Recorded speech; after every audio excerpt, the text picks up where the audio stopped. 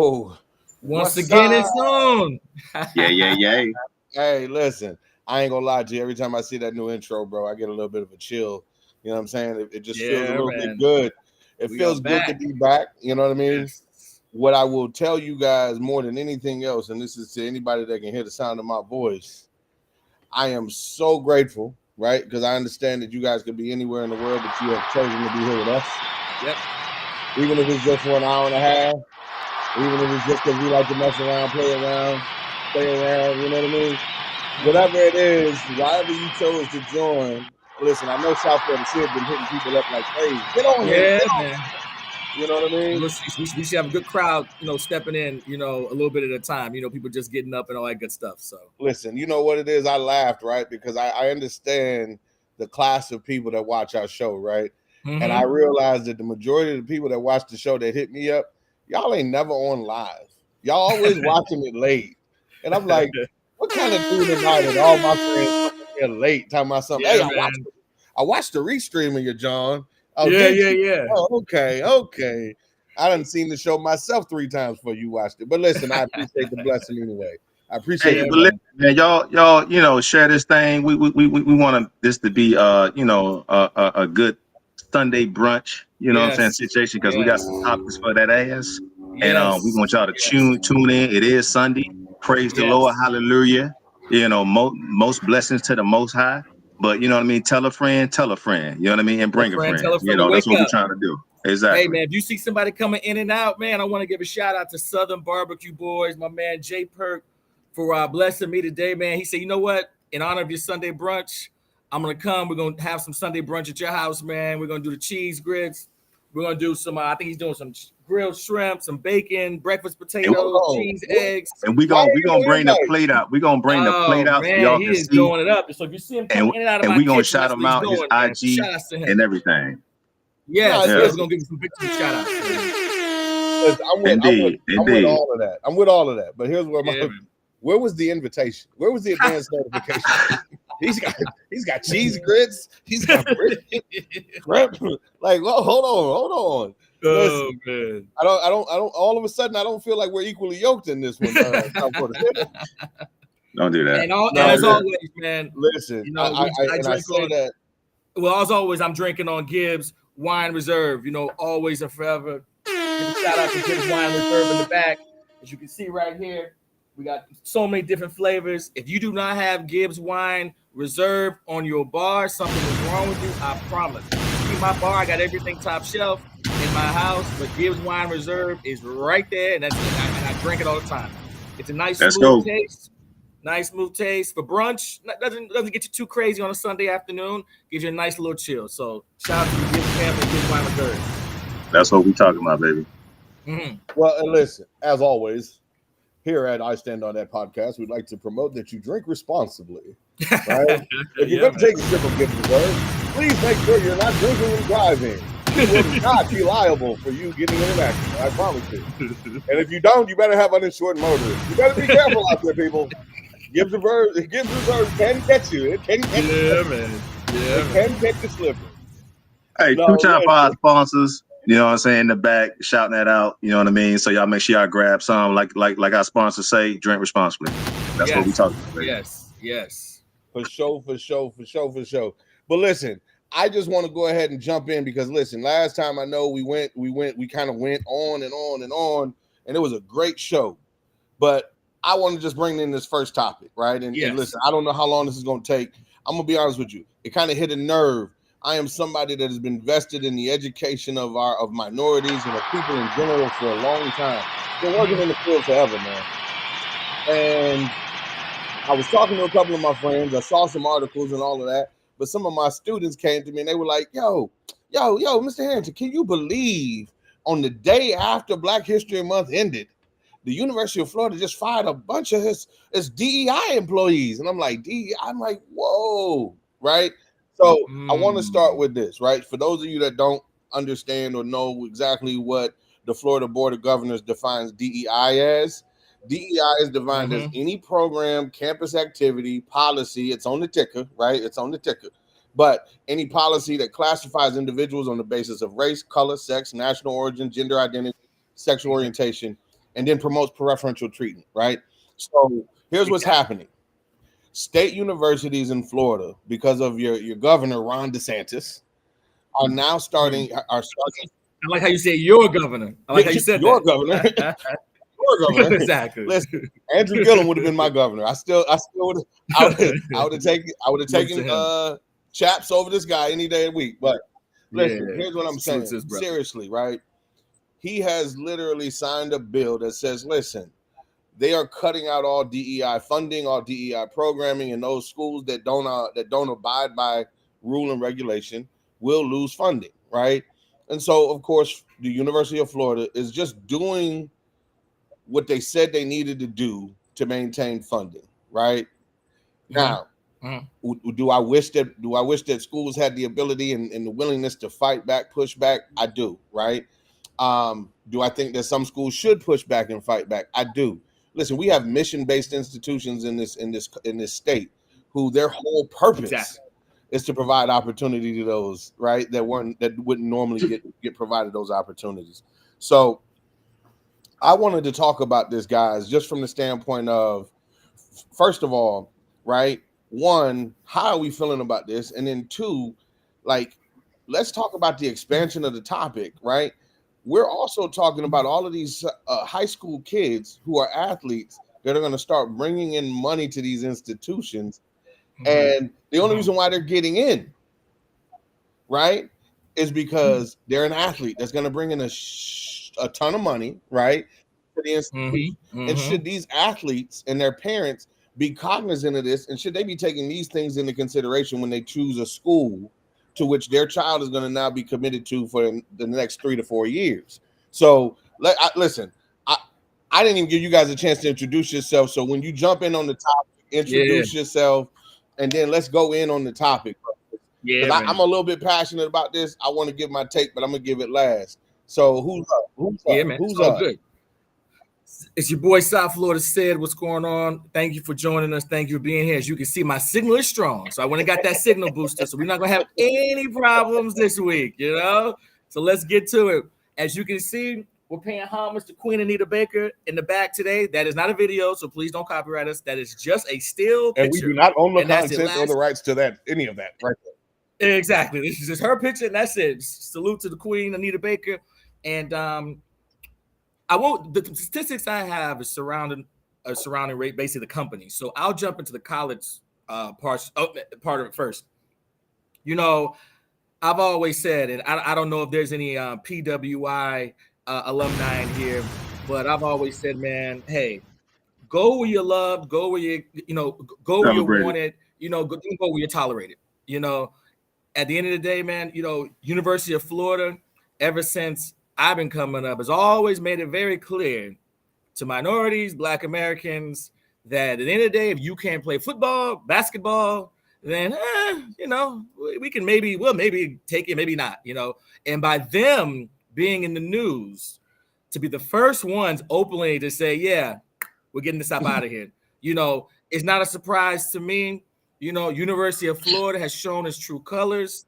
At the end of the day, if you are out there, and I don't know if Elder is in the room, in the building. I'm sorry to say this. She is a UF alumni, and she's going to be probably popping in, defending her school. But I would say this: if you are a Black American, if you are Latin American, you send your child to University of Florida based off this information we have received, I don't know what to tell you. There are a lot of other options out there. So I would also say that athletes in general need to take this stuff into consideration, right? It just can't all be about, I love the school. No, man, they don't want you there. They don't. Let's just keep it 100. Let's be honest about it, right? They want you there as long as they can make profit off you and make money off you, right? Once that's over and done with, they're gonna throw you away, and they're gonna, and they're gonna be done with you. So I would say this, and we can have a topic at a later podcast where we're discussing PWIs versus HBCUs. But on this topic right here, for University of Florida to openly and do that without even, no caveat, no disclaimer, no nothing, shows their true colors and shows where they stand. So, once we get to the company part, I'll throw some stats out there when it comes to these companies, because they got a lot of answering to do as well. Mr. Daily It Insight, is. talk to these people, man. I feel a smaller way with this because I went to a predominantly Caucasian persuasion institution. That's shouts out to Southeast Missouri State University. Go see Mo. You know what I mean? I did get my degree. Could be some listeners. Could be some loyal followers and loyal listeners. We love them too. I did get my degree from it. And honestly, it's a disgrace, right? It's a disgrace to the school, the actual president, just the whole, I would say the whole student body, but they're not in charge of that. They're not in charge of making these types of decisions. Make sure you But you went on a football scholarship, right? Make sure you let them know you went on a football scholarship. I did get a full ride. A full ride. You went on a football a CMO. It wasn't my first choice, but again, the money was out there. Money was on the table. My mama said, "No, I'm just giving you grace, brother." Huh? Yeah, I was giving you grace on that. Like you didn't choose to go there on your own accord, because people would be like, "Wait, but he chose." No. I wanted to go to some historically Black colleges. You know what I'm saying? In the state of Florida, like the shirt that Jay Sid wearing, FAMU, they did recruit. You know what I mean? We had some other schools in the area. We had some Howards. We had all these other different schools. But guess what? I went where the money was at, and plus I had a mind frame. I wanted to be at a different I wanted to be out of the state of Florida. I didn't want to stay home. So honestly, it's honestly just a disgrace to the universities and most individuals to start doing more digging and research as far as the school, the history, that sort of thing, to kind of have a better understanding of that. The inclusion department. Hey, what is it for someone my skin color? It's predominantly a Caucasian school. So guess what?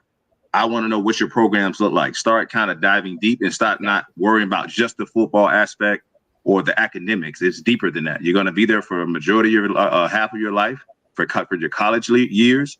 So therefore, do more research in the diversity and inclusion department, and that to give them, your understanding of how you feel about this incident that just happened. So, and I'm Mr. Daily Insight from the 305. Y'all make sure y'all follow me, Mr. Daily Insight _. And we're gonna keep these topics going. So that's where I'm at on that topic. Mr. Daily Insight, I actually have a question for you. Yes, talk to me. Because you listen and listen, I believe South Florida Sid and I both have graduate degrees from PWI institutions, right? And what I don't want to do HBCU. No, your graduate degree. Oh, grad. Oh yeah, FIU. Graduate degree. So what I'm saying is, but you're the only one that actually graduated from a PWI in your undergraduate program, right? What I want to do, so for example, right, with the University of Florida, I want to put out there that there was a letter sent to the president of the institution by the Hispanic Student Union, the Black Student Union, the Women's Student Association, the Asian American Student Union, the Jewish Student Union, the Pride Student Union, right? Listen, I could keep going, right? The students sent a letter to the president, and they said, listen, one of the clips from the letter said, in these moments, those who fail to understand the benefits of diversity, equity, and inclusion and the office of the chief diversity officer will always find themselves on the wrong side of history, right? These are the students, and these are the students pushing this out, right? Shout out to OVO Ray Jr. out here, boy. Tapping in. Listen, so the University of Florida students, and I want to give a shout out because listen, we talked about it, and I know we got jokes, but the reality is some of the best and brightest of the minority students attend these institutions. Oh yeah, exactly. Right? Exactly. They're getting academic scholarships. They're not all just athletes, right? We got a lot of bright individuals and that's why what I'm saying is, should they be tapped into this? Should they care about this? Should this have an impact on their decisions? Because when they graduate, they're giving money back to that institution, which is almost telling them they don't even want to, you know what? Exactly. But how, I guess the question now is, people might be looking at us like, guys, let's not be too crazy here, right? Let me play devil's advocate. Diversity, equity, inclusion, should it be, at what percentage of a factor should it be when I am choosing a college or when I'm choosing a job? Which is stat time, right? Let me put my glasses on. Put your glasses back on. Put your glasses back on, young man. Let's go. When we put the glasses on, that means I'm coming with the heat. Two-time for Oscar tuning in. Shout out to OT. What's up, my brother? 76% of employees say diversity, equity, inclusion is a huge factor when considering a job. By the way, this is from Pew Research. You can't argue with Pew. 80%. I said they can't argue with Pew. Can't argue with Pew. 80% of employees say they want to work for a company that values diversity, equity, and inclusion. 3 out of 4 job seekers in the market right now want to work for a diverse company. 25% of the respondents said at their company right now that there is a lot less focus in diversity, equity, inclusion since the George Floyd movement, which is huge, by the way, which I'm going to get to in a second. And 44% of diversity, equity, inclusion jobs have been slashed. So there's a lot of people out there who are really looking for jobs who thought they were going to have an opportunity to really make a difference in diversity, equity, inclusion. Now they're being thrown out. They're being thrown out in the trash, unfortunately. Let me say this. Let's just call it what it is. Come on, our Shannon Sharp with these glasses. Come on now. Tell us. Yes, like Malcolm, our brother Malcolm X said, RIP to our brother Malcolm. We were hoodwinked. We were bamboozled. We were led astray, run amok, all that stuff. This is what happened to us after the George Floyd movement, the George Floyd riots. They made promises. Oh, yeah, colleges and companies, we're going to do all this stuff. I'm going to donate $1 million.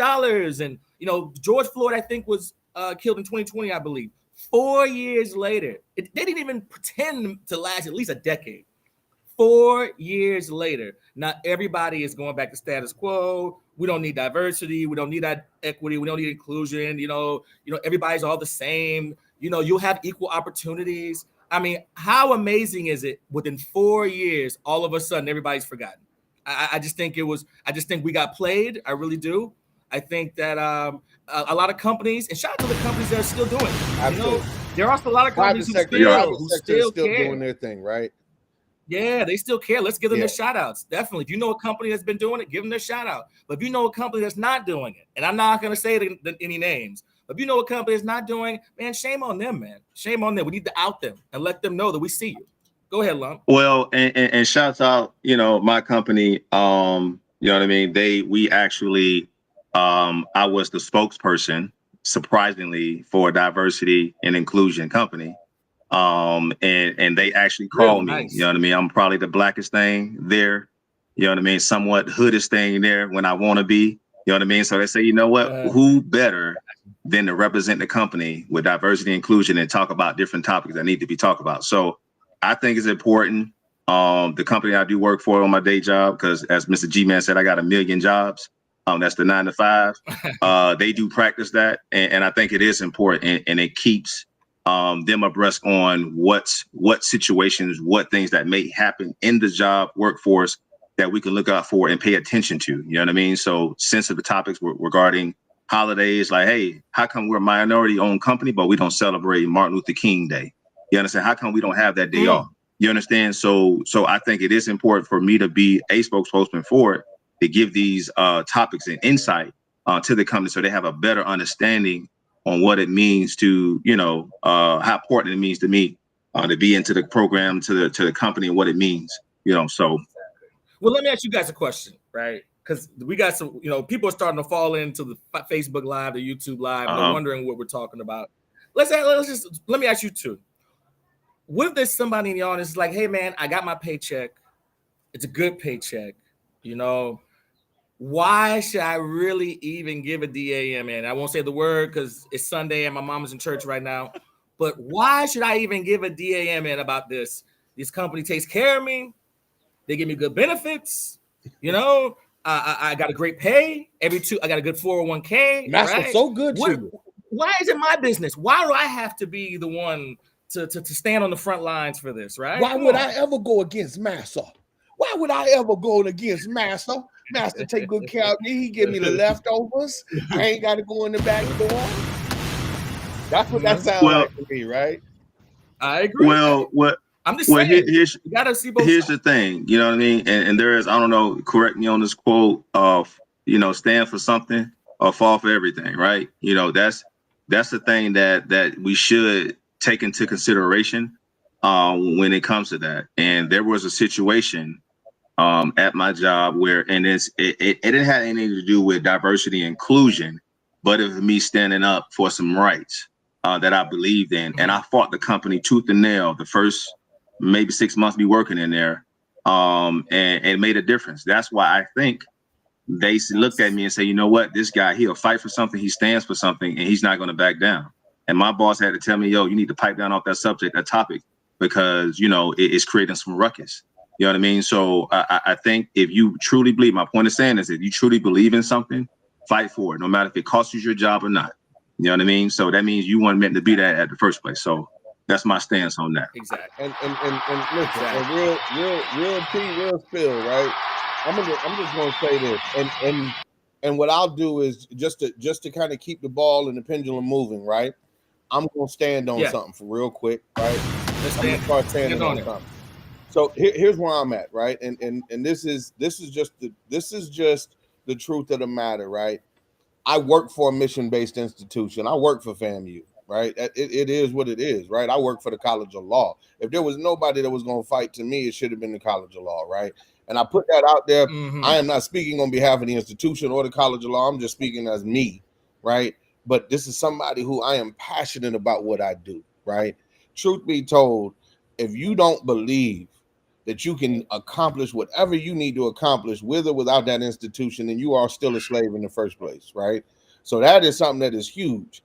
We have to take this into account because, one, we got to get out there and vote, right? We wouldn't even have this problem if Ron DeSantis wasn't sitting in the seat, right?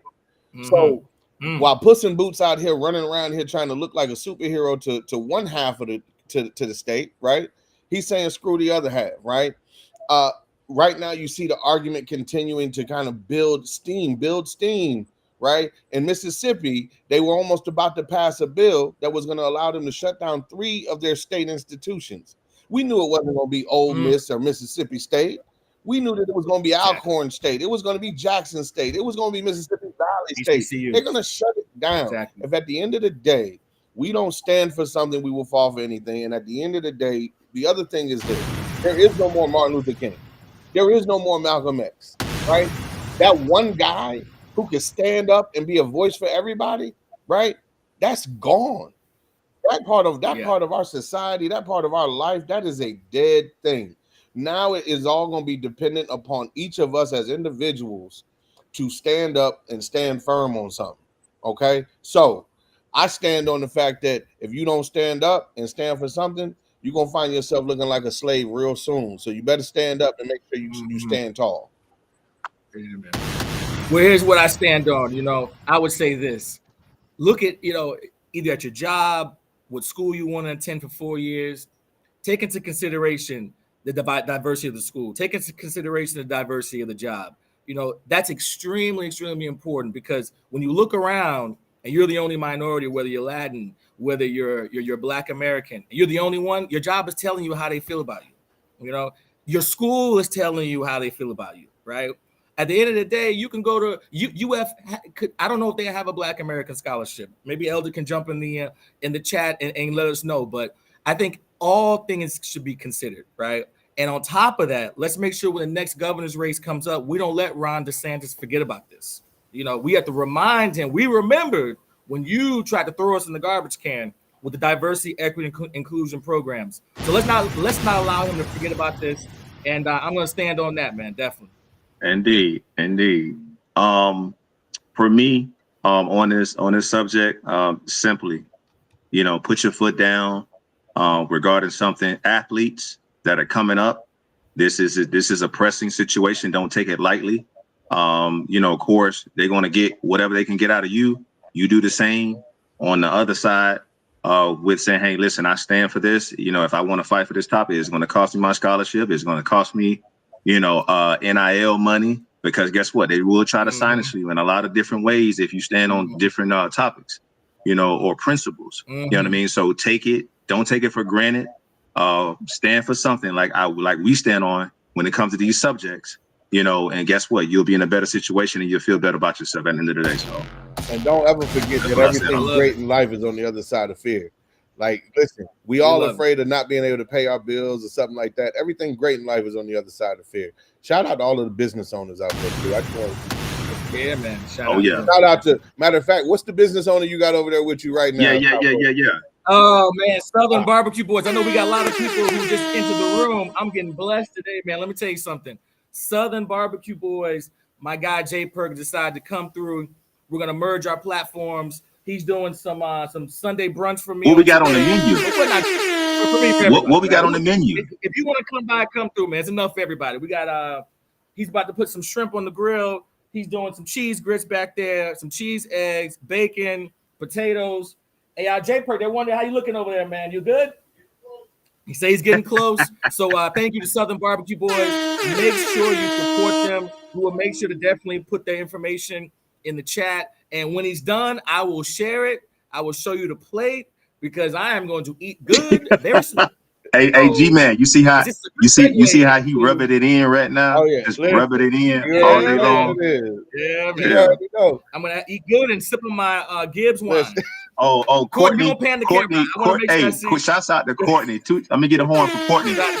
She said, pan the camera. I want to make sure I got something. I want to see what it looked like too, Courtney. So I'm all for it. Don't worry. Courtney said, pan the camera. We still want to come through and see it. So you gotta show us. You gotta show us something, baby. Yeah. Hey, listen, Jay Perkins throw down. I'm blessed today. 2 times for 88 times. So are we ready? 88 times. Are we ready for the top 10? Yes, sir. All right, hold on. I want to do this though, right?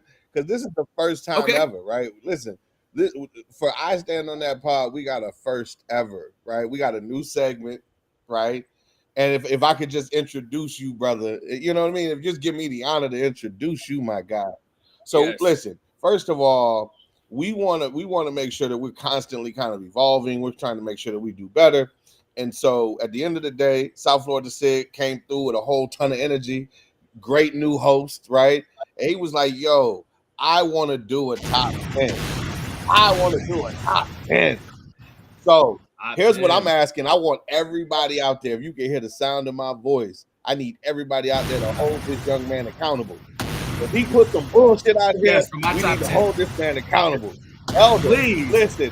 You know this guy right here, Elder. You know he will say some bullshit in a minute. We got to be able to hold him accountable. So I need everybody to make sure they pay attention. I want feedback. I want comments, man. Let's hold this guy accountable. So we take it back. South Florida Sid's top 10. What is it this week? Top 10 shows from the 90s that we missed the most. Okay. All right, here we go. Let's start from number 10. And also, here's what I'm going to do. I'm going to do you guys a favor. I'm going to let you know what the show is and where you can find the show if you want to just be nostalgic, right? And just kind of like, yo, I remember that show. Let me just kind of jump on and kind of do this. So let's see. Also, and also, if you have a favorite show, y'all put it in the chat. If he didn't say one, we basically, you could put that in the chat and we probably give a thumbs up for that one as well. So let's go. Yes. Let's ride out. All right. Number 10. The Robert Townsend Show, aka Parenthood. Wow.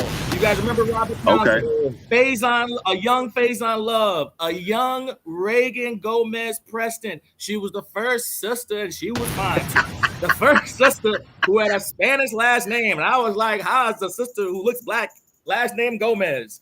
Look her up. She was nice back in the day. But it lasted 4 seasons. It was a great show, a great family show.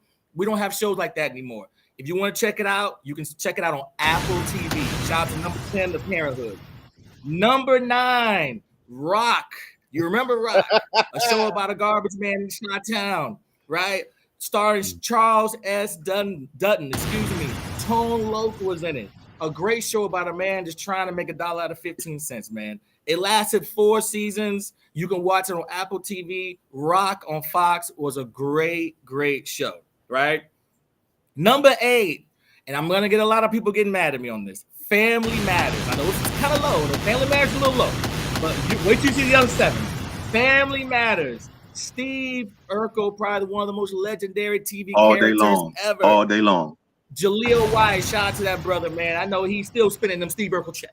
At the end of the day, it was a great show about a family who had daily, the cop was, the father was a cop. I think Reginald hold on. Ladies, do y'all remember Stefan? Yes, the Stefan Urkel. Yes. The Stefan Urkel's episode is a top 5 episode in Black, in all cinematic TV show history. The Stefan Urkel's episode was legendary. So shout out to Family Matters episode 8. You can check out Family Matters on Apple TV as well. I need to subscribe to Apple TV. Yeah, they got everything on. Number 7, and we got to thank my brother Cat Williams for this. Hanging with Mr. Cooper. Who remembers Hanging with Mr. Cooper? With the In Vogue intro. Yo, where's my thing music, right? It features a young Holly Robinson Pete. She's still looking fine to this day, by the way. She got to be in her 50s, still looking good, right? It was a show, right? About a high school principal or a high school teacher just trying to help out minority kids, trying to make them do the best they can be. And shout out to Cat Williams for reminding everybody that Hanging with Mr. Cooper was the originator. Shout out to Steve Harvey, no hate to him, but shout out to Hanging with Mr. Cooper as well. Number 6, now we getting to it. This is a show that 2 shows right now. This is their mama, their godmother, their grandmother, everything. Living Single, right? Tell Me Who Runs the World and Harlem are not based off Living Single. It's reboot to death. You can find it anywhere on any BET platform, whatever. It features Queen Latifah, Kim Fields, Erika Alexander. The original girlfriends, exactly. It's the original girlfriends. The original Friends, right? The Friends I put when they stole that idea. The show they stole to even create Friends. Yes, the show they stole, exactly. Living Single, unbelievably great show from the 90s. God, man, you can still see it right now on BET being rebooted. Go and check it out on Hulu though, if you don't want to check out BET. Number 5, The Fresh Prince of Bel-Air. I don't really need to say anything. Stupid, Will Smith became an absolute superstar. Everybody who was anybody was in the show. Some people low, baby. You got some people low. Yeah, well, wait till you see Wait till you see my phone. Anybody watching the show, y'all put a 1 in the chat if y'all like the new reboot of Fresh Prince. Put a 1 in the chat. Oh, I love it. Put a 1 in the chat if you like it. I'm gonna put a 1 in the chat because I enjoyed it. And I'm waiting. Yes, I love it. I'm waiting for it right now. Absolutely. You know what I mean? So put a 1 in the chat if you enjoyed it, or 2 if you don't, if you hated it. I love it. You know what I mean? Elder. Fresh Prince at 5 is crazy, but I do want to shout out. Hold on, South Florida said. I do want to shout out Eazy-E, Eric Shelton in the building. Yo. There you go. Shout out to Easy. He said it's a great list so far. Boston's in the building. He said it's a great list so far. Boston's in the building. Or as Benzino said on Drink Champs, 4 corners. I represent 4 corners. So shout out to Eric Shelton in 4 corners, whatever that means in Boston, right? Number 4. Let me tell you something to all you youngins out there, 30 and under. Imagine a show that had. I know some of my Latin communities in here. Imagine a show with Bad Bunny as one police officer, and let's say Drake as another police officer, running around the city of New York, catching bad guys, and every single week was the hottest song in the country being played live. Give a big shout out to New York Undercover. Shout out. Underrated show of all time. It only lasted 3 seasons because Michael DeLorenzo wanted the same amount of money as those people on NBC. He wanted the same check that George Clooney was getting on ER, and Fox told him, goodbye. And they replaced him. I bet you if Fox had some diversity, equity, inclusion people, he might have got his money. Drop a bomb on that. Hey, you see how that's come full circle? It all comes full circle. I stand on that podcast. New York Undercover was the hottest show at the time. I mean, it was ridiculous. So shout out to New York Undercover. Number 3, In Living Color. Great show. Okay. To all the young people out there, imagine a show with all the best young comedians out right now, all on one show. I guess DC Young Fly, Chico Bean, Just Hilarious, I guess. Drewski. Imagine them all on one show. And just every single week, hold on. I'm telling you, In Living Color. We're not comparing Chico Bean and Drewski. No. Here we go. No comparisons. I'm just trying to. We got a lot of young context. It's context. It's context. I get it. Context. They don't. I just wanted to be the one to make sure that we separate like Jamie Foxx, Jim Carrey, Jamie Of course. Foxx, Tommy Jim Carrey, Davidson. Keenan Ivory, J-Lo was on it as a dancer. Yeah. You know, I mean, that's how crazy this show was. Yeah. You can find that anywhere. Shout All out to 85 of the Wayans brothers and their sisters. Yes, Tommy Davidson. It's a great show. Number 2, we getting down. Hey man, you know I gotta give it to my man, Martin. Number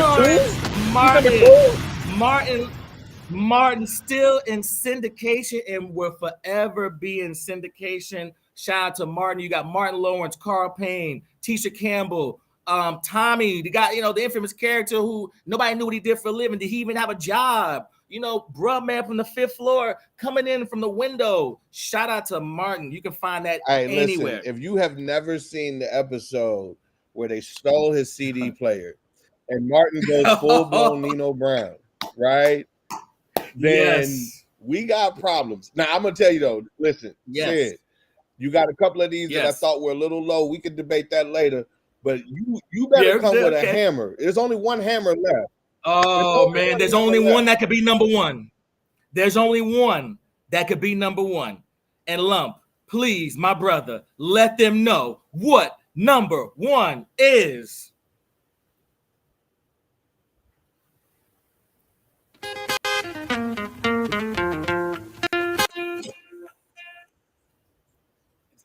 It's looking kind of slow.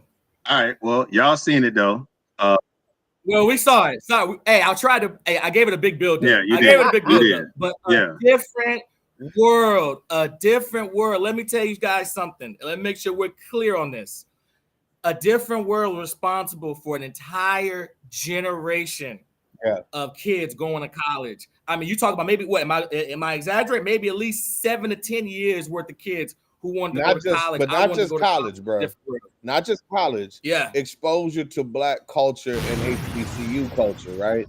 Listen, yes. They created exposure for Black fraternities and sororities. They created exposure for, minority issues at these institutions. Yes. I mean, listen, and then not to mention the bleed over from the Cosby Show where you had Denise Huxtable on the show, little cutie pie, Jada Pinkett. You know what I mean? Oh man, that crazy stuff.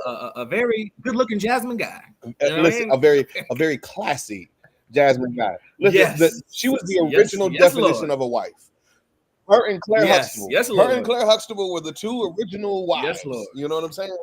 Yes. So shout out to A Different World. The cue didn't come up like I wanted to, but everybody knows the song Aretha Franklin. But great show. To me, it's number 1 most missed show of the 90s. I wish these young kids had a show like that. Because at the end of the day, I think college will be looked at a lot different with Different World. So there's your top 10. If you liked it, I did miss a few. Hold on. Here's honorable mention. 1 second. I had 3 for honorable mention. 1, In the House with LL Cool J on NBC. I thought that was a pretty cool show, right? In the House, Thea with Thea Vidal. It starred a young Jason Weaver, young Brandy. And then I threw this in there just for laughs. Hang Time featuring Reggie Theus on Saturday mornings. Okay. Hang Time featuring Reggie Theus. So that's your top 10. I hope you liked it. And tune in 2 weeks for the next top 10. Listen, give us your comments and let us know what you think. I want to throw a couple of things out there. One, I'm a little upset that you didn't include Moesha in there at all. Look at this dude. Was Moesha in the 90s though? Remember, just the 90s. The 90s. I don't know. I don't listen. I'm not gonna sit here and act like I remember. We got Courtney. Courtney is going ham in the chat. Proud Family, Boondocks. These are remember it's the 90s, guys. We're being nostalgic. The 90s. Yeah. No, and listen, I thought Moesha might have been the Parkers. I thought it might have been in the 90s, right? Maybe the tail end. But hey, we could put it in there. No problem. Yeah. It was 96, throw in the comments who you think I missed. It was 96. It was 96? Okay. Well, hey, my apologies to Brandon. Listen, I'm just throwing it out there. Ray Shelton just said step by step, home improvement.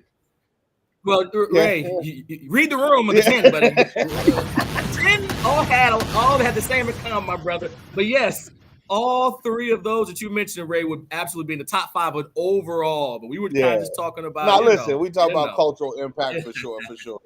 Culture You know, impact, brother. Yeah. But good. Those are And good. the only for you, thing though, I'm Rick. saying is Moesha had Onyx on there. She had Sticky Fingers on the show. I mean, she had Yeah, front man. row star on there. So I was like, Great okay. Some blaze, son. Great show. Yeah. Great show. So what's that next topic? right. What's I that next believe topic? that You got, Mom? Lump is supposed to be bringing in this new topic. Yeah, we about to get a little dangerous. So next, I gotta get my towel. yeah, next. I gotta get my towel for this one. I'm getting a little nervous. Next topic, guys. You know what I mean? We going back, we went back and forth, and you know, as we talked about, we thought this would be a light-headed, conversation, but I'm gonna go back and forth. I'm gonna be devil's advocate because it's true and it reigns supreme. So here's the topic: work wives, work husbands. Now, regarding this, we all have 9-to-5 jobs, right? You know what I mean? So this is the framework of work wives and work husband. Is work having a work wife? If it's detrimental to your home, if you have a significant other, boyfriend, girlfriend, is it a big deal? Is it cool to be dropping off, your work wife to be dropping you off lunch at your desk? You know what I mean? While you're at work and you have a wife or a spouse at home. Would they appreciate that? You know what I mean? Like how deep does this go? Is it a playful manner or is it a real serious matter? Will it break up your home or it's just a thing? You know what I mean? So chime in, fellas. I want to know. I got something to say. Okay, G man, go ahead. I want to know your stance on this. Well, G, could you please explain to us what the definition of a work wife or a husband is? G, what's the definition? Come on, break it down. For the sake of, I guess, for the sake of the conversation, right? When we're talking about work spouses, we spend more time at work than we do at home in most cases, right? You're spending at least 8 to 9 hours a day in a workplace building, right? So it's a special platonic friendship with a work colleague that's typically characterized by some emotional bonds, right? Probably high levels of disclosure, like, my wife pissed me off last night. She really hurt my feelings. You know what I mean? But there's always going to be some mutual trust, honesty, a lot of loyalty and respect. Probably the same things that your wife wishes she had at the crib, right? It's probably the same thing your husband wishes that you were doing with him at the house, but instead you over here doing it with Billy Ray Cyrus with the ponytail, right? Listen, I got something to say, right? Yeah, and listen, I'm with Leslie, right? Getting food dropped off. What up, Les? What's happening? Crazy. What up, Les? Hey, trust me, I see it. I see it in the office. I ain't gonna point no elbows and nothing, but I see it in the office all the time. Listen, if you can point that out, I can point out a simp for you. But listen, let me say this, right? And this is just kind of where I'm at with it, right? So let me start with this. I don't have a work spouse. I don't believe in that kind of foolishness. First of all, it never turns out beneficial for the male in most cases, right? It's always the guy who falls in the friend zone because he really wants to smash, but he can't, right? She's gonna keep him at bay just enough. She's gonna let you buy her lunch. She's gonna let you listen to all her problems and listen. And when you start telling her that she's crazy, right, or that she's wilding out and that she needs to be more compassionate to her husband, then all of a sudden her relationship at home gets better, and you get further and further in the outstretched arms of nobody, right? And typically it's a relationship that really just shouldn't happen, right? This is why a lot of men lose their minds and say they don't want their wife to go somewhere because the emotional bond is crazy, right? You can't be having an emotional bond with somebody else when you're supposed to be, especially if you're struggling to do it at the crib. How you gonna try to do something better outside the crib? Listen. Okay, so let me start with this. I've been with my wife for 24 years. We've been married for 20. And shout out. Listen, I can tell you right now, she's probably wanted to divorce me 80 times at least, right? Listen, it ain't easy, right? But when people ask me, they say, okay, well, tell me, why do you think your relationship has lasted, right? It's the commitment to the original decision. We made a decision to be a couple. We made a decision to raise some children, have a family, and to spend the rest of our lives together. And if we can't stay committed to that decision, we will fail, right? And shout out, listen, I want to make it clear. There are some things that just happen in relationships that they just can't last, right? We had non-negotiables. If any of the non-negotiables had ever been broken, my marriage wouldn't be happening right now. But part of that is the commitment to the original decision. I am just going to say, if you have a work spouse, I can tell you why your marriage is not probably working. And if your husband or your spouse ever finds out, your wife finds out, whoever it is, your mate finds out that you are that close to another individual, you will be single faster than you. I can assure you that. Yeah. Right? So, and if you think that you're going to like woo this girl eventually into like doing something special for you, it's dangerous, right? Yeah.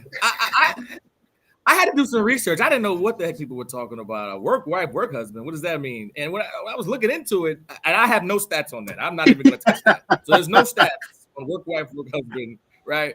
But when I was doing some reading on it, so basically this is somebody we flirt during work hours. You know, I buy you lunch occasionally, and then you go home every day to your husband. I go home to my wife. That sounds like expensive. I'm buying a lot of lunches.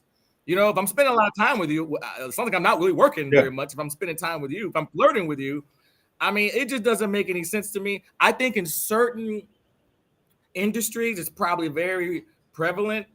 Hospitals. I do think hospitals do a lot of that work wife, work husband stuff from the standpoint of doctors working 12-hour shift, nurses, long-term care facilities. Yep. Shifts, right? Yeah. So I think maybe like I guess if you're working in a warehouse, I don't know. But isn't that right? Maybe if you're doing call centers? Call centers. Yeah, an airport. Call centers, airports. But Sid, let me ask you a question. Like, right? You know, everybody's in one. Let me ask you a question, Sid, because you brought it up, right? You brought up the location of which these instances and occurrences take place. It sounds like these are the most dangerous places to do it, right? Like if I'm working at a hospital, 12-hour shifts, there's beds in the back somewhere, I can just go lay down. I think this is the worst idea ever if you're like in a real committed relationship. I'm with Elder. Why can't we just be called friends? Everybody buys their own lunch. I'm not spending no money. Exactly. Everybody buys their own lunch. Nah, let me tell you this. Let me tell you this. And Elder mentioned, why can't it be called just friends? I'm gonna tell you why. Because if one said individual, the male is or the female is buying lunch for that said male, and if you think it's gonna continue to happen, right? And as I continue to see it over and over and over and over again, like after a certain point, guess what's gonna happen? Said individual is going to get real close, and we don't know what they've been doing outside of work. It's too close to comfort. You know what I mean? You bring this person lunch. Y'all having, I am conversations back and forth at the job. You know what I mean? Like, listen, it's more than just friends. That's all I'm telling you. They smash. They are smashed. That's why it's not called friends. It's called work wives and work husbands for a reason, because they smash. And I stand on that. Isn't it almost like giving your spouse a gun, knowing that they're gonna walk in the house, and if they catch you cheating, like, listen, if I were to find out that my wife was cheating on me and there was some woman at work buying me lunch every day, that's might be the first phone call I'm making. You know what? I'm about to get my get back. Right? Sounds risky. I'm gonna get my get back today. Right? I just don't understand it, bro. Listen, I'm gonna stand on. Well, I'm gonna stand on. Let's stand on this. Let's stand on something. Here's what I stand on. Right? I am far from perfect. I am far from the guy that you should listen to about how to build the perfect relationship. Right? One thing I am, though, is a survivor. Right? I am that roach that when the bomb goes off, I'll still be standing there. I'll still be present. Right? No matter what happens, I'm gonna be available. Here's what I stand on. Stay committed to your relationship. Stay committed to your original decision. Make your relationship work. Make your relationship work. And it ain't going to be because you sat up there and had a work spouse who was buying you lunches and you buying them lunches. Because I want to see how you're going to act when your wife sees that credit card statement and you done bought somebody some Cheesecake Factory. Right? Because I'm sure the work spouse is Cheesecake Factory. It's not a date, right? It's a work spouse. she'll take the Cheesecake Factory. I'm sure my wife wouldn't be happy with that shit though. You know what I mean? Stay committed to your damn relationship and your original decision. That's what I stand on. Hey, I stand on this. This sounds like a crazy situation. Sounds like a bunch of mess. It sounds like something that's only beneficial for the woman. I think I saw a Drewski skit where I guess he was doing the whole thing with the work husband in the warehouse, and then he was getting mad because she was talking to another dude, and the dude was like, "Man, ain't you married?" Like I was looking at this like, yeah, this is like, yo, man, hey, look, man, look. Leave this work husband stuff alone. I would not advise you. No, let me not say that. I was gonna say don't cheat at all, but let it fly, Jay. You should let it fly. Maybe do something else. I don't know. Don't do the work because in all seriousness, you can lose your job, which is very serious.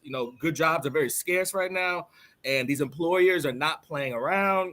So, in whispers, all they need is any kind of a whisper, any kind of gossip, any rumor at all. You look up and you'll be in HR's office, answering a whole bunch of unfair questions. So I stand on the fact that, hey, it might look good in the skits, it might sound cool, it might be funny, but man, hey, I don't think it's worth the risk. So I stand on that. All right, bro. I stand on this. Courtney, Courtney mentioned to Elder. They know, they are aware if they mess up, that's the competition. And in some cases, I have seen that woman at the job is the competition of the wife or the husband or who said be, of their spouse or whatever. So yes, that is a thing. Now, this is a thing, right? I've seen it at other jobs. I done seen it at the job that I'm at now. It is an actual thing, guys. It does. And there was a case where this actual individual at the job was basically had a wife or husband. The young lady didn't know. She felt uncomfortable. And guess what? The dude got fired.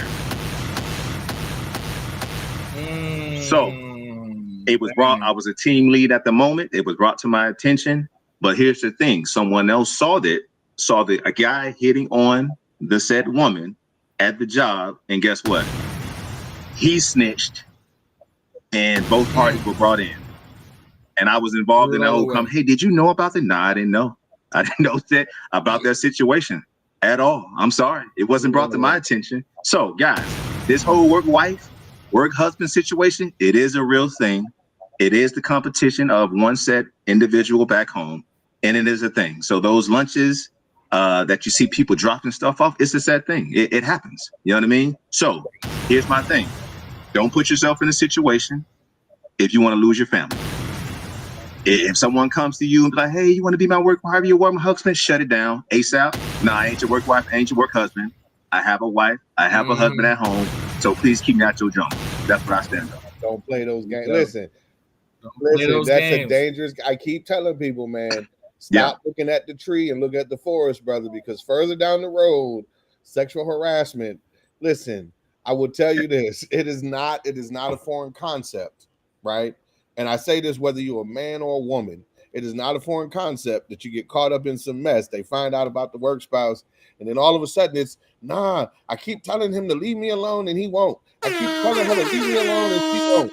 Well, if you telling me the truth, you better go to HR, right?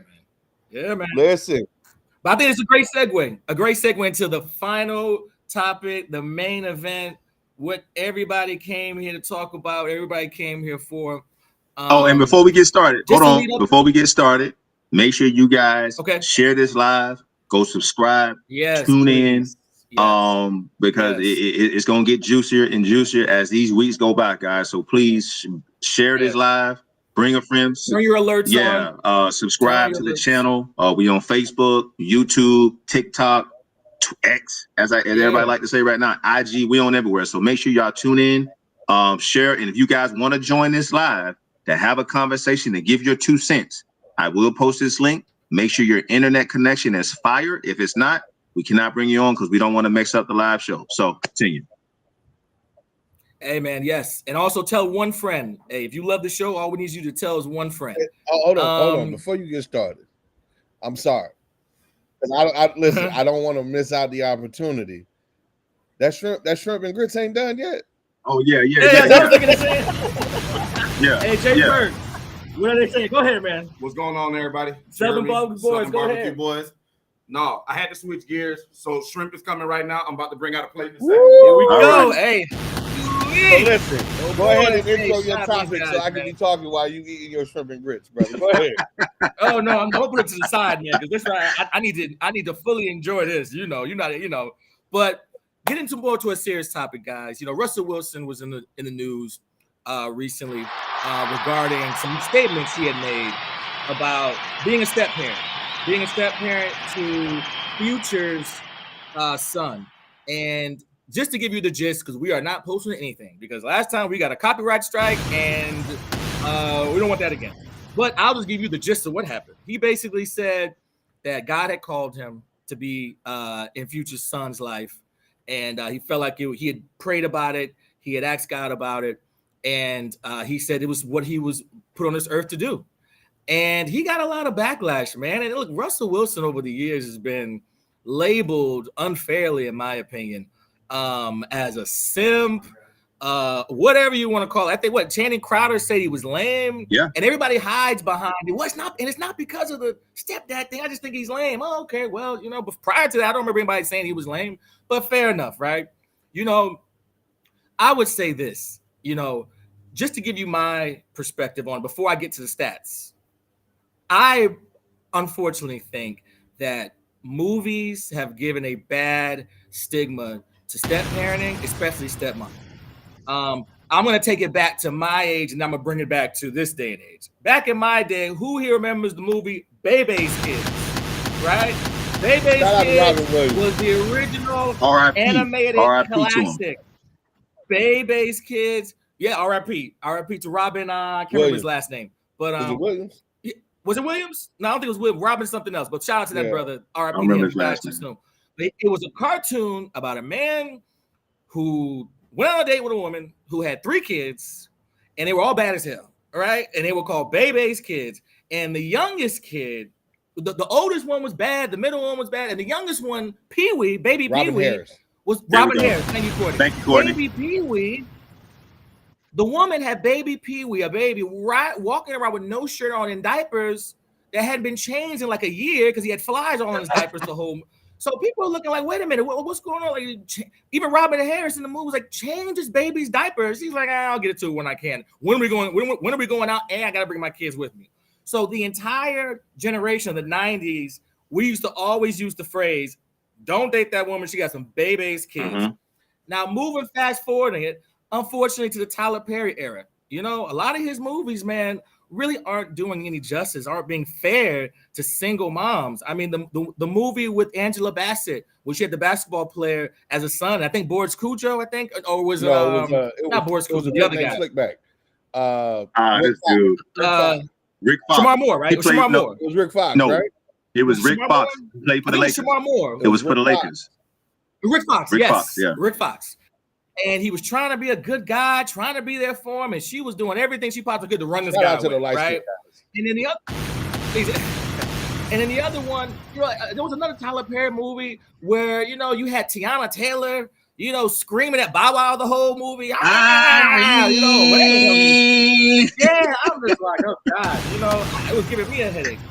Unfortunately, I feel like, man, a lot of these movies, they're giving a bad rap and an unfair rap to being a step parent, even for little girls. We can split it with stepfathers. 4 little girls with Idris Elba. When he had the 4 daughters and he was, just couldn't get out his own way. Wait, hey, hold on. 2 times for elder. She say Tyler Perry doesn't like black women. Oh, wow. Okay, we're gonna get to that. Yeah. Let me finish my spiel.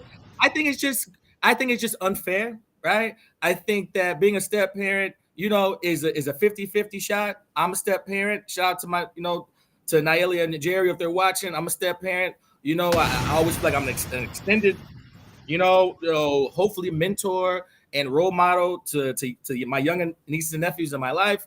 And at the end of the day, I'll pass it on to that before I get to the stats, because unfortunately, man, we got to get to the statistics, and statistics, don't paint a pretty picture. So go ahead, Lum, before I get to that. Well, I want you to get to the stats first, because get into the stats. Get to the stats? Okay, yeah, well, get into the stats. Let's get to the stats. Get into the stats first. I have the data. I have the data. 40% of married couples with children are in a step family situation. I thought it was a pretty high number. Meaning a step family situation meaning either it's a stepmom, stepdad, or stepkid. Here's another disturbing stat. 30% of children in step family situations have emotional and social problems. That's very, very unfortunate. I thought that was very interesting. Oh, yeah. The average step family takes 7 years to integrate sufficiently, meaning it takes you 7 years for everybody just to kind of get in pocket, everybody to kind of get along. Another very interesting stat. Here's another interesting stat. 52% of young Blacks under the age of 30 have at least one step relative within their inner family, right? So either step brother, step sister, step mom, step dad. Here's another unfortunate stat. You know, for some people in our Latin community who are some loyal followers, here's a stat around men, right? And the race of men who are okay with accepting stepchildren. 24% of Black men or have a stepchild or say, I wouldn't mind having a stepchild at all. 15% of white men, say, hey, either I have a stepchild or I wouldn't mind having one. Only 7% of Latin men say either I have one or I want one. I thought that was a pretty interesting stat.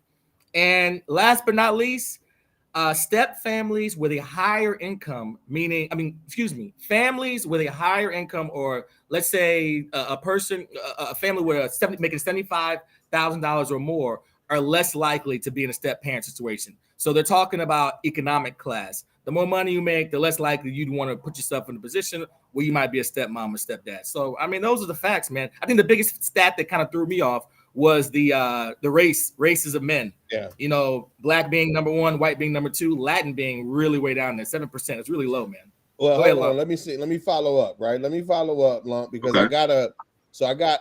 So when I was looking at us discussing this conversation, right?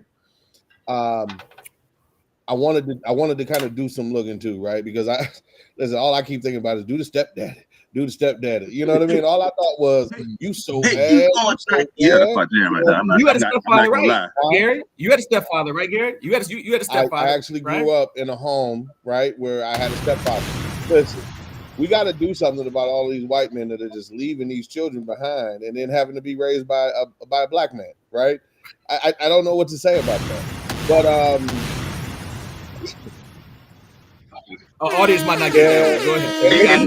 If you want to give some context, hold on. If you want to give a small context to this, please do, so they understand the little joke. Well, not a joke, or you don't, or you don't. It's cool. I am the product of a biracial marriage, right? So my mother and my father were married, and then my father and my mother got divorced, and I never saw my father again at the age of about 4, right? And so I had a stepfather that came in, and he did the best he could to help raise me. You know what I mean?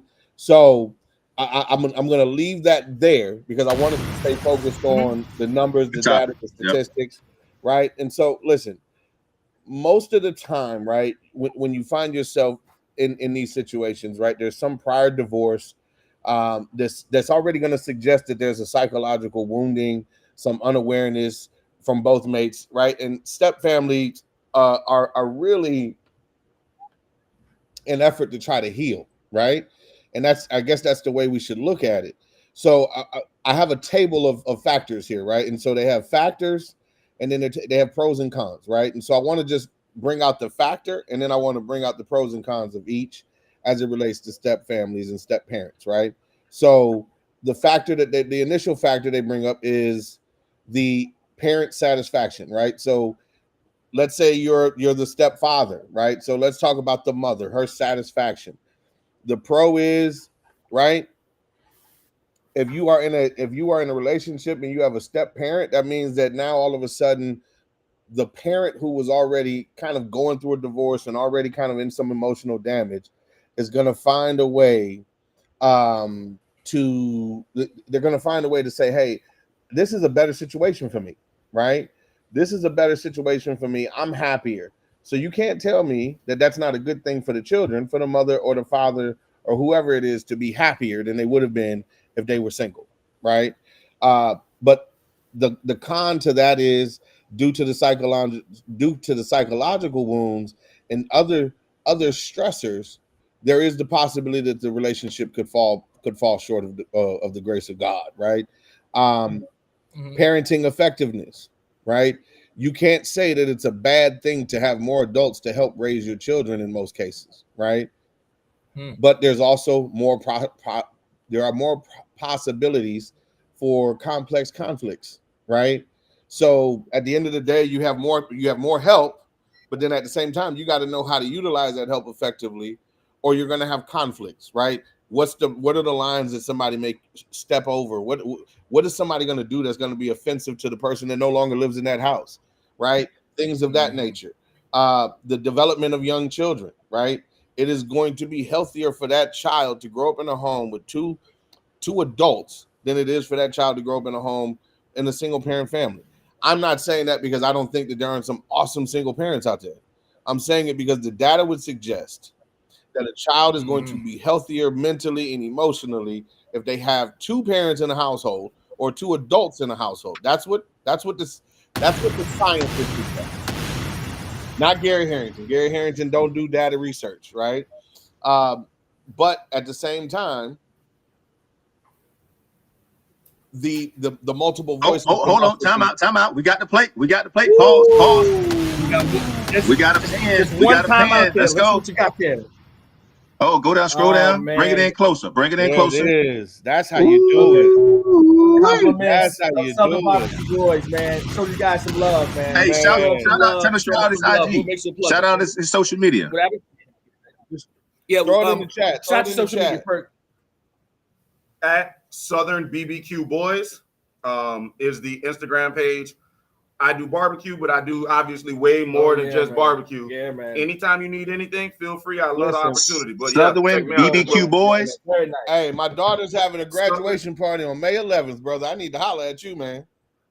Yeah. Okay, let's do it. It's done. Man, definitely. Yes. You can put that mic away from me, my brother. Thank you, man. Oh, Listen. man. Ooh, we had to do that. Sorry to the audience. That was phenomenal. This is the Sunday brunch, right? So this is Sunday brunch. So catch the vibe. Here we go. Last two are pretty much self-explanatory, right? Which is financial security and family support, right? I think it's obvious to say that if you have another person in the household helping pay the bills, helping cover expenses, it's always going to be a benefit, right? But at the end of the day, it can be complicated if that other person that is no longer living in that household feels like, why he buying my baby Big Macs in McDonald's? And I only, at the end of the day, the internal insecurity, right? Your own insecurities are going to always be the problem. But if you are goal focused and you're focused on what is actually supposed to matter, which is the children, step parents should be a benefit way more than they should ever be a burden, right? And I want to give a shout out to those who are bold enough and brave enough to take on that role of responsibility. So you got to understand, based on the statistics that you just read, South Florida said, ain't no way in the world I'm doing that, bro. Ain't no way in the world I'm doing it.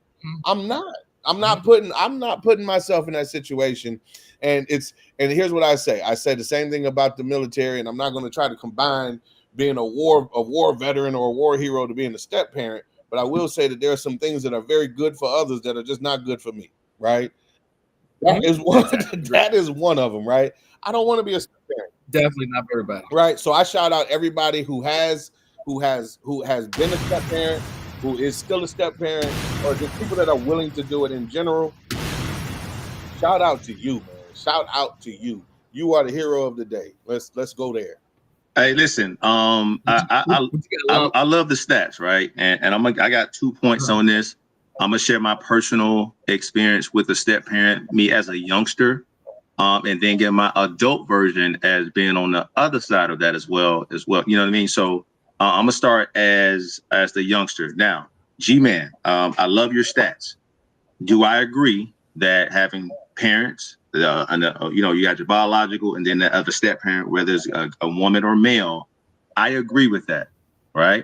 Wholeheartedly, for sure. I do agree with that. It balances out, help mom dukes, you know what I'm saying? She's struggling with the bills. It helped mom dukes out. I ain't got a problem with that. You know what I mean? Did we benefit? Did we have food in the house? Were our lights cut off when we had that stepdad and he stepped in and married my mom? Again, this is my personal story here. Yes, it did help out. We went on more vacations. We were in Orlando. We was there for weeks at a time on vacation versus only having one vacation for the whole year during the summer. We went on several vacations when my mom married this individual for 10 years. Now, the flip side to that, the psychological damage that it left. My mom was beaten by this step parent. You understand? I had to forego to witness that 24/7. Now, did that mess with my mental when it came to that? It did. I was a young pup, middle school, elementary. I couldn't basically do anything to protect my mom, me and my brother. But as I got older, high school, I'm lifting weights, I'm smelling myself. Guess what? We were able to stand up to that individual and got to a point where we got physical. And then guess what? My mom had to move on. She said, you know what? This is not helpful anymore. Even though he's helping financially and trying to bring some stability to the home, it's not beneficial for me or my kids. So therefore, that had to be dissolved. You understand? Because it left scars, big time. So let me ask you a question. Yes, sir. Right, and I don't say this. Shout out. First of all, shout out to Mama Lum. You know I love Mama Lum. Yes, sir.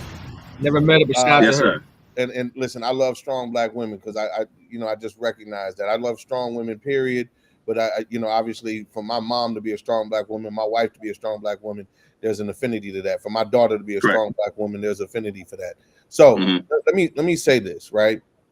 Would you say that in some rights, and in South Florida said, I want you to just chime in on this, right?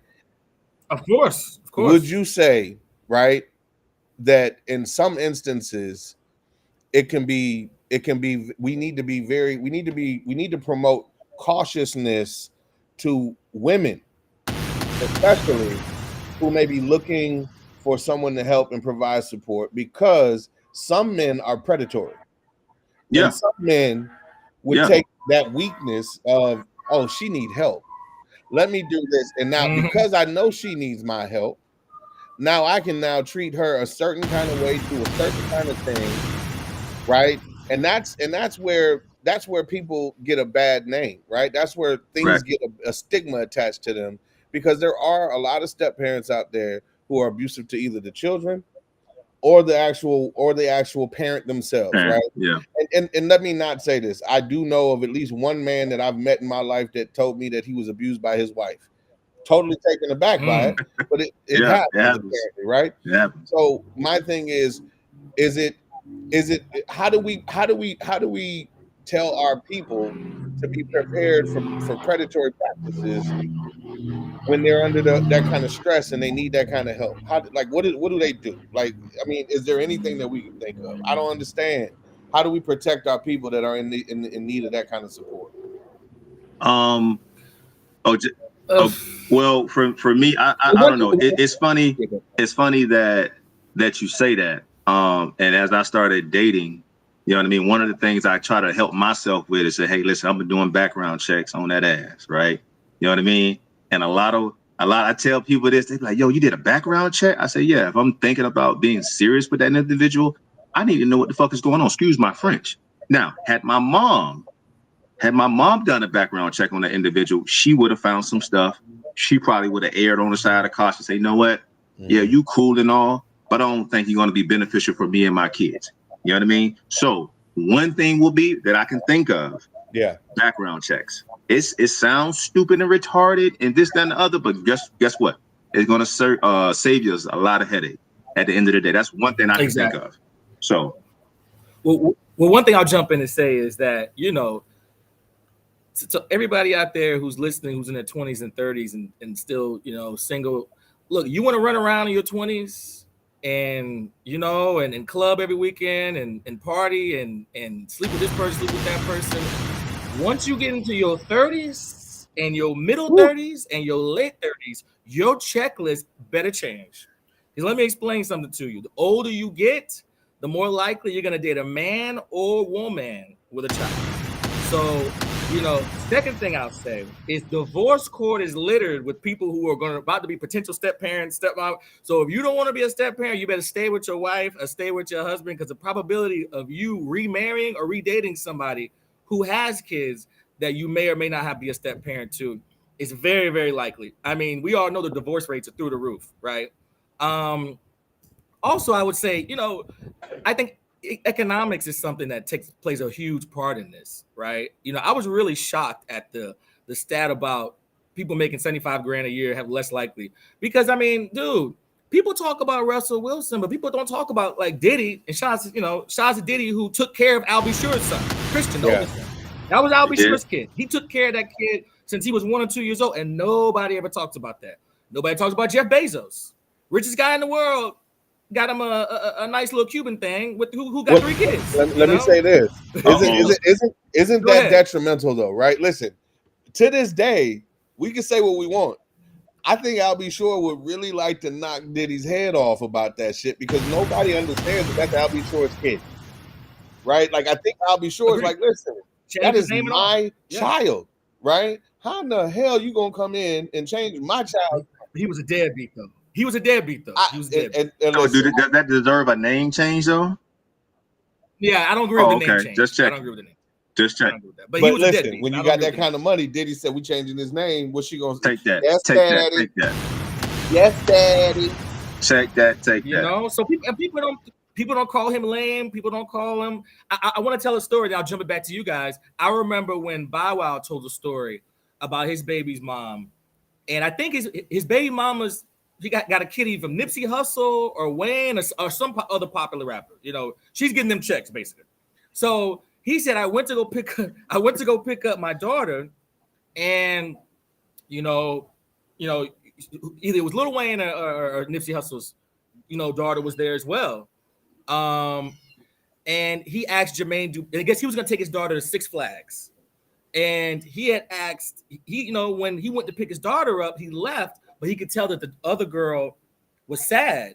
So he called Jermaine Dupri and was like, hey, Jermaine, what do you think? Like, I don't want to come across looking corny, like a simp, like I'm taking some other dude's daughter out, All he cared about was his reputation. It wasn't about money. What he wanted to do was about reputation. And JD looked at him like, so what? Like, you don't have the money to take both? Take them both. And he's like, for real? He's like, yeah. Like, what's the problem? That's your daughter's sister. Like, blood through the woman. So what's the problem? And he said he turned his car around and went back and got the other kid and took them both to Six Flags. So I say all that to say, I mean, just the stigma and reputation. He's like, man, I don't want to make it seem like I'm going to take some other, it's just, man, we got to get past that, man. I mean, if you want, I respect people like Gary who say, look, it's not about reputation, stigma, none of that. It's just not for me. 100% respect on that, and I'd rather people just come out and say that as opposed to coming up with silly excuses like, he's lame, he's a simp, he's all that. Just say it's not for you. And you know what? And listen, I can say that because I'm already married. I already got kids. Like, I've already traveled that journey, right? And so I can't imagine what my answer would be in the event that I met someone that I just thought was this phenomenal person and this phenomenal partner. And listen, at the end of the day, I may end up loving that person enough to say, dude, I would take that on just to have you in my life, right? That's a hell of a lot of love. That's a hell of a lot of love. But I can't say that it won't. I just want to shout out really quick Elder for saying, listen, Diddy didn't do it on his own, right? The child's mother was involved in these decisions, R.I.P. Kim Porter. Shout out R.I.P. Kim Porter. But I also want to bring up to the fact that we're also learning lately, right, and recently that Kim was about to release that book, and she was about to tell some stuff, right? Cassie done put us on Diddy's game, baby. Hey, please don't go there. Yeah, please don't go there.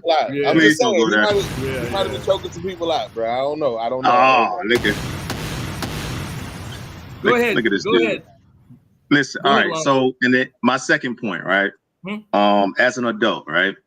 And then shouts out to Russell taking care of that kid, right? So I'm gonna pose this question, right? We already know we're talking about, is it a burden or is it a benefit? Now, in my case, with my mom, it was a benefit on some levels and then a burden on the other. Now, as an adult, all right, I'm gonna pose this question for for the actual women in most cases, right? We can say this for the men as well, but mainly for the women, because mostly, I don't know if this is a true stat, but I think most males take on the step parent situation versus the women do. Mm-hmm. Can we agree to disagree on that? Yeah, that's I believe the statistics are proven. Yeah, there was a stat on that. I didn't bring it up, but there's a stat on more men take on a responsibility of being a step parent than a woman taking on responsibility. Okay, all right. So in that situation, right, is it safe to say I get with a woman, right, and there's a parent, there's a kid involved, let's say it's 2 kids. I take care of them financially, emotionally, all these different things, right? Now, when it comes to like punishment or actually, disciplining the child, I think the woman, in most cases, they have an absolute, you cannot do this to my child at all. And that creates an issue. And so I can support you on a financial level, emotionally with your kids, but I can't discipline your child. I can't yell at them. I can't spank them. What's the issue with that? What's your guys' thoughts on that? So that it becomes a burden then at that point. It does become a burden. I will tell you this. I will say this, right? Just to comment on that and do it very briefly, right? Listen, listen, my mom didn't put no boundaries, right? He beat the shit out of me. He beat the shit out of me. Okay. When he felt it was needed, he beat the shit out of me. And so I would say this. Times has changed. Yeah, for sure. Right. And the truth of the matter is, I don't care if you're the legally the parent or not. These kids today will call the police on their daddy and their real mama. So you might want to be careful about, where you're hitting them at, what kind of marks you're leaving on them, or at least maybe stop treating them like slaves and just have a conversation, right? Find that shit don't work. It's more important to try the Bill Cosby method today than ever before, right? You got to find a way. You got to find a way.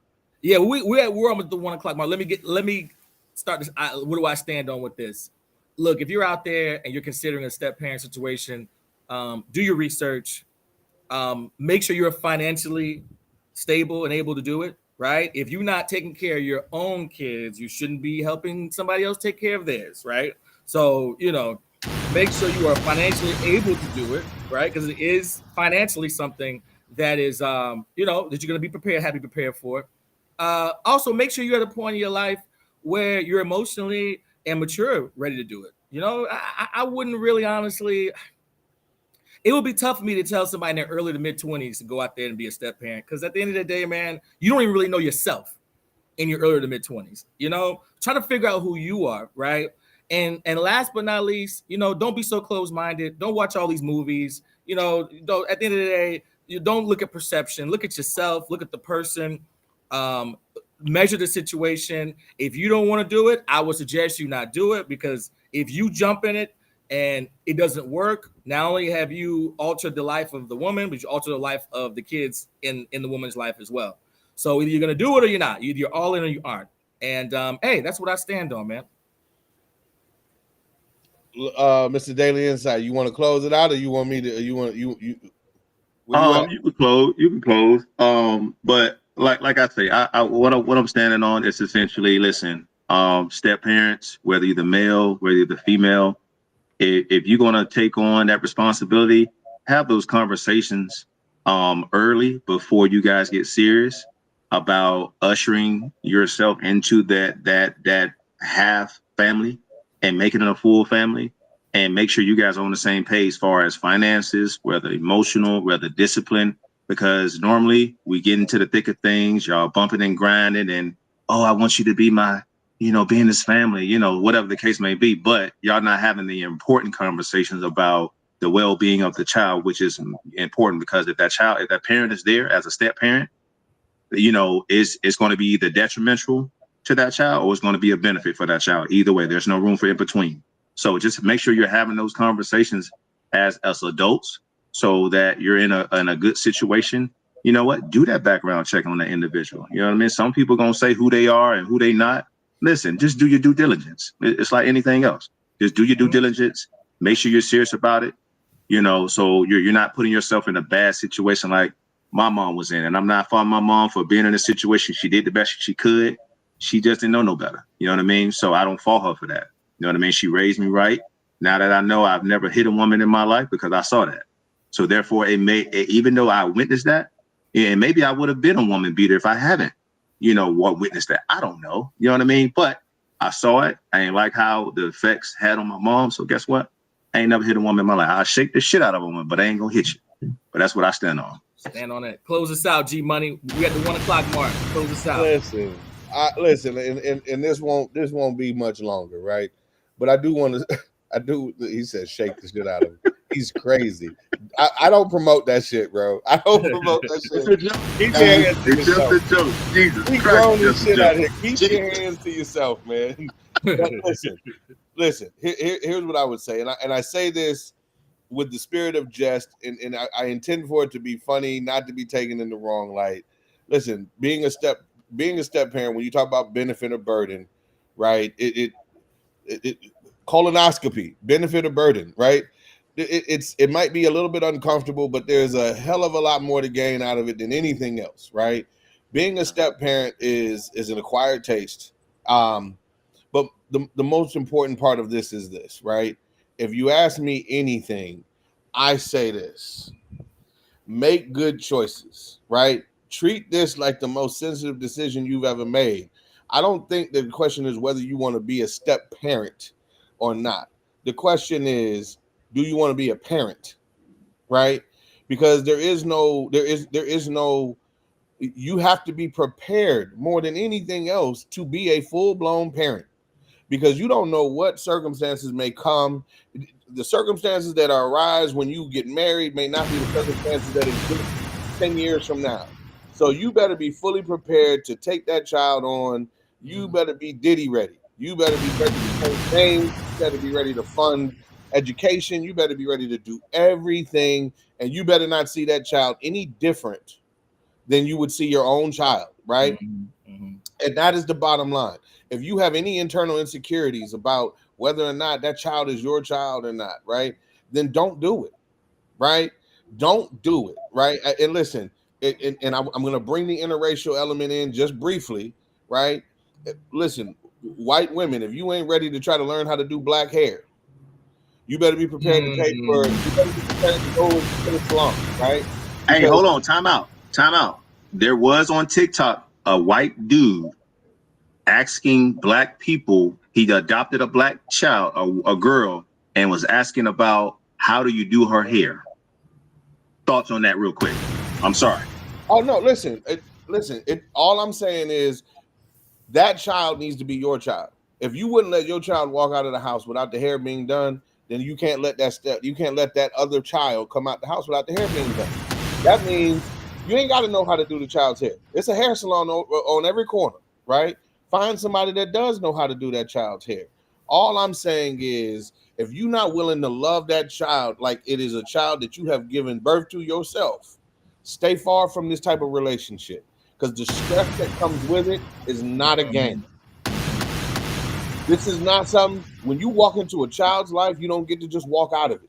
And the state of Florida and other states will tell you, because I can't tell you how many fathers have been pegged as fathers and they find out 10, 15 years later it was never their child. You know what happens? You don't get your money back. And sometimes you don't even get off child support. They make you keep paying child support, because what is it about? It is about what is in the best interest of said child. So if all you're trying to do is get your dick wet, this is not the relationship for you, my friend. Right? Take this shit serious, because this is a child's life at stake. And if you don't do right by it, then you have another person that grows up with a whole lot of issues, and they're gonna have a whole lot of damn bills for their therapist. So gotcha, man. I stand on the fact that, dude, take that shit serious, right? Applaud everybody that's doing it right, and anybody that's out there and they uncertain about it. If you have any uncertainty, stay far from that shit, man. Because it's not worth it. Don't ruin people's lives. Don't ruin people's lives, man. Don't do it. But hey, man, hey, another great pod. I don't know what you guys think, man. Throw us in the comments what you guys think. We gave you guys an hour and a half of hopefully some good information, good knowledge. Throw a 1 in the chat. Throw a 1 in the chat if you enjoyed the pod. Yeah, if you enjoyed the top 10, just throw 1 in the chat real quick. Yeah. But if you enjoyed the pod, and how you if can show didn't love, enjoy it, don't say shit. Exactly. And how you can show love is just tell one person about the pod. You know, tell them, hey man, these guys they're speaking real stuff. They're real people. They talk about stuff that other people really probably won't touch, and we all have fun with it. And it's during Sunday brunch, you know. So, and once again, shout out to my brother Jay Perk at Southern Barbecue Boys, man. Came in here and really put it down. I can smell some bacon in there now. Lord have mercy. Shout out to Southern Barbecue. Shout out to Southern Barbecue. Shout out. I will make sure you get his information, G. I will make sure you get his information so y'all can lock it. May 11th, Jada Harrington is having her graduation shout out to Jada J. I need that. Listen, everybody, just do me a favor. I want you to look at your neighbor and say, neighbor. Tell a friend, bring a friend, because I stand on that podcast Sunday brunches. What's up? Yeah, you know what I mean? Exactly. We'll see you guys in 2 weeks. Yeah. Now listen, guys, we gonna have some female guests, hopefully 2, for the next pod, and we gonna be bringing the fire. So ladies, y'all must tune in. Bring a friend, bring a home girl. Tell a soror. Listen, they gonna bring some ladies or ladies on the phone on the actual chat.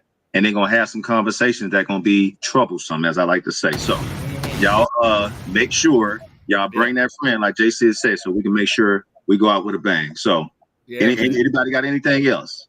No, man. Man. Play that video on the outro. Just play that video to take us out, brother. Play the intro as the outro. Yeah, man. Play the intro as the outro. Play the intro as the outro, baby. Yeah, that's all I'm saying. Is that you doing? Okay. He want to play the intro as the outro. All right, hold on. I got to find that bad boy, though. Let me see. All right, we'll see y'all later. See you in 2 weeks, guys. Thank you. Love. You.